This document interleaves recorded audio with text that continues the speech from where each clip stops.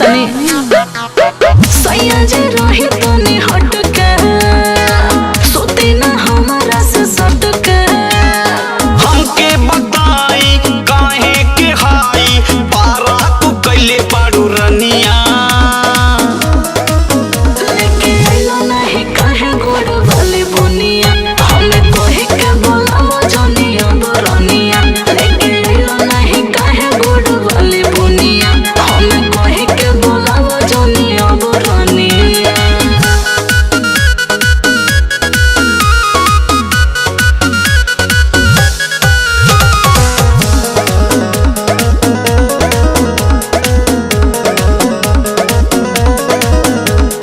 साच कहतानी हो दिमाग से गए उतारी झूठ बोले वाली आदत कब सुधरे अरे अब से तो सुधर जा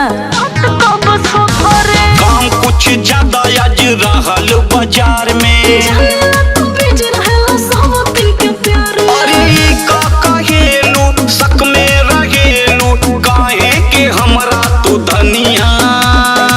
सुनो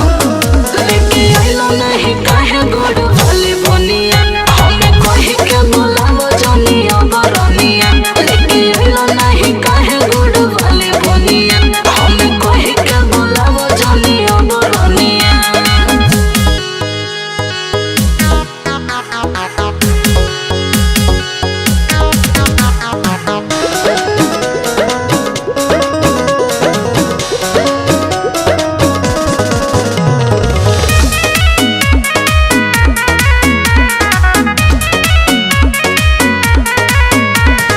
खाई हम क्रिया हो तू ही बड़ा मानिला